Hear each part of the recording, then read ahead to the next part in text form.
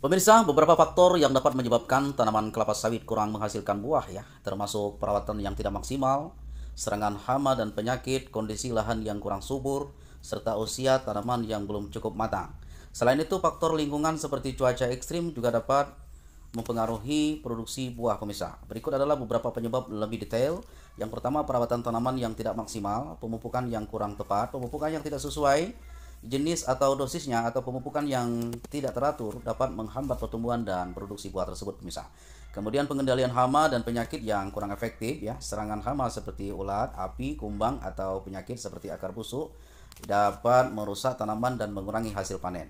Kemudian perawatan lahan yang kurang baik juga, gulma yang tidak terkendali ya, drainase yang buruk, kemudian atau pH tanah yang tidak sesuai juga dapat menghambat pertumbuhan tanaman tersebut pemirsa. Jadi pemangkasan yang tidak tepat, pemangkasan pelepah yang tidak sesuai dapat mengurangi fotosintesis ya, dan juga mengaruhi hasil buah tersebut menurut PT Propadu Konair Terahubun ya.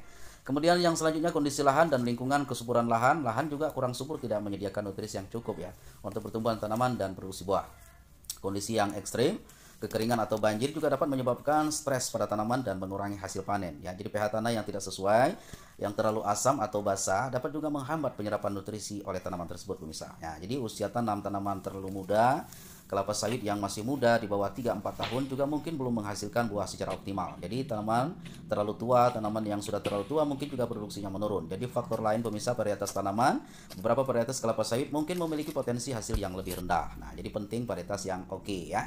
Kualitas benih yang berkualitas rendah juga dapat menghasilkan tanaman yang kurang produktif buahnya. Jadi musim trek, perubahan cuaca yang ekstrim dapat menyebabkan tanaman mengalami musim trek yang mengurangi produksi buah. Jadi untuk mengatasi masalah kekurangan produksi buah, penting untuk melakukan perawatan yang tepat, menjaga kondisi lahan dan lingkungan, memilih varietas yang unggul, yang sesuai ya, dan memperhatikan usia tanaman.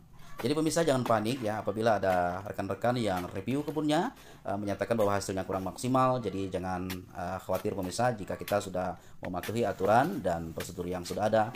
Mudah-mudahan hasil panen kelapa sawitnya banyak ya.